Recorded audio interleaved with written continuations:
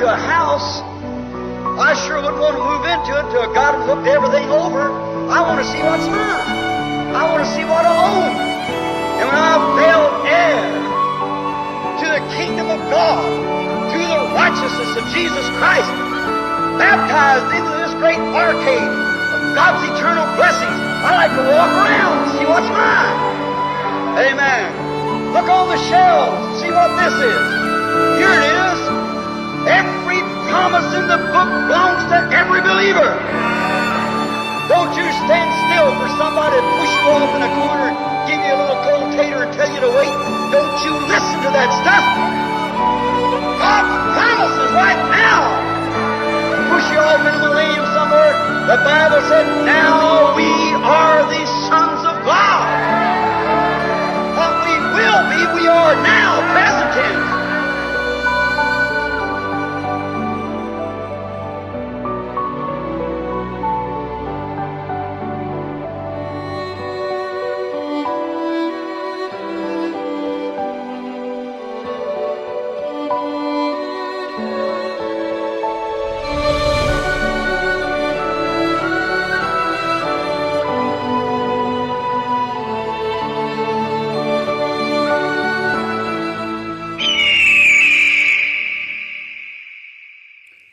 A águia está gritando, trazendo um alerta, uma denúncia, um convite.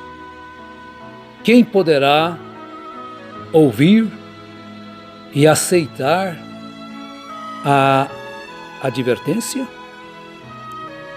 e o convite para sair enquanto é tempo de um império desmoronando? Que Deus nos abençoe e tenha misericórdia de nós. Romanos capítulo 1, verso 18. Porque do céu se manifesta a ira de Deus sobre toda a impiedade e injustiça dos homens, que detêm a verdade em injustiça. Porquanto o que de Deus se pode conhecer, nele se manifesta, porque Deus lo manifestou. Porque as suas coisas invisíveis desde a criação do mundo, tanto o seu eterno poder como a sua divindade, se entendem e claramente se veem pelas coisas que estão criadas, para que eles fiquem inexcusáveis. Porquanto, tendo conhecido a Deus, não o glorificaram como Deus, nem lhe deram graças, antes em seus discursos se desvaneceram, e o seu coração insensato se obscureceu. Dizendo-se sábios, tornaram-se loucos, e mudaram a glória de Deus, incorruptível em semelhança de imagem de homem corruptível e de aves, e de quadrúpedes e de répteis. Pelo que também Deus os entregou às concupiscências de seus corações, à imundícia, para desonrarem seus corpos entre si. Vejam bem, meus amados e preciosos irmãos, porquanto tendo conhecido a Deus, pastores, líderes, evangelistas, chamados crentes, cristãos, conheceram a Deus, mas não o glorificaram como Deus, tomaram a glória para si, por causa de uma posição, de um ofício, se engrandeceram. Antes em seus discursos se desvaneceram e o seu coração insensato se obscureceu. Agora, o verso 28. E como eles se não importaram de ter conhecimento de Deus, assim Deus os entregou a um sentimento perverso. Homens perversos, mentirosos, enganadores, trapaceadores, enganadores, enganando os simples, aqueles que lhes dão o dízimo, aqueles que sustentam as suas vidas com perversidades, com atos perversos, estando cheios de toda a iniquidade, sabe fazer o bem e não faz, mas preferem permanecer no erro, na prostituição, na malícia, na avareza, maldade, cheios de inveja, homicídios, contenda, engano e malignidade. Então vejam bem a situação em que às vezes pessoas chamadas cristãos, obedecidos como pastores, vivendo uma vida impura, imunda, presunçosos, injuriadores, soberbos, inventores de males, desobedientes aos pais e às mães. Você pensa, mas está falando de pessoas já lá do inferno? Não. Nós temos visto pessoas em cima do púlpito, profanando o púlpito. São nécios, infiéis nos contratos, sem afeição natural, irreconciliáveis sem misericórdia, os quais, conhecendo a justiça de Deus, conhecem a justiça de Deus, sabem o que é certo e o que é errado, agora que são dignos de morte os que tais coisas praticam, não somente as fazem, mas também consentem aos que se fazem. Se tornam então coniventes, querem cobrir pecados, imundície, que o sangue de Jesus não cobre porque não houve arrependimento. Então o sangue de Jesus cobre pecados confessados, arrependidos, confessados. Aí o sangue de Jesus atua. Aí o sangue de Jesus limpa, mas depois de passar por essas etapas, arrependimento, confissão, pedido de perdão e perdão alcançado. Por quê? Deus tem enviado a advertência. Deus tem proclamado: sai dela, povo meu. Agora vejam bem, pastor que tem permitido que seu púlpito seja usado para ser falado ali mentiras. Pessoas que não têm ofício, nem sabem o que fala, tem nas suas mãos um microfone e tem o apoio do pastor para falarem aquilo que não sabem nada do que estão falando. Nós vimos aí o caso da igreja de São Paulo, capital. Eu estou falando não é de São Paulo, lá da Bíblia, não. É São Paulo mesmo, o estado, a capital. Sobe ali no púlpito, pastores amigos da gente, pessoas amigas da gente, para chegar ali e falar mentiras, falar que o homem nem pecado tem. E o pastor concordar com aquilo, não repreender aquele irmão. Isso é uma idolatria ao homem ou não? Todos pecaram e destituídos estão da glória de Deus. Só existe um homem que nunca pecou. Esse chama-se Senhor Jesus Cristo. Os demais são pecadores imundos, salvos pela graça. Fica lá chorando para falar que um homem não tem pecado. Onde que viu isso? Isso é antibíblico. E pastores pornográficos na frente da igreja, postando fotos imorais, indecentes, de nudez, enviando a irmãs, sem nenhum pingo de temor de Deus.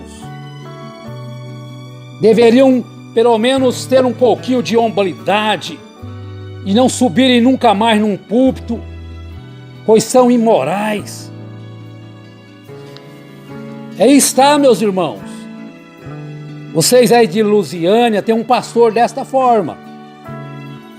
que posta fotos imorais, indecentes, numa rede social, num telefone, de nudez, com palavras indecentes, descabíveis para qualquer homem e muito mais para um ministro do Evangelho. E muito mais. Então vejam bem a que ponto tem se chegado. As pessoas que têm se envolvido com um sistema denominacional, nicolaíta, e não têm coragem para se posicionar contra esses atos mentirosos. Pessoas que estão aí até hoje com o eterno pastor. Pelo menos se dissesse meu ex-pastor, que Deus tenha misericórdia, tenha compaixão.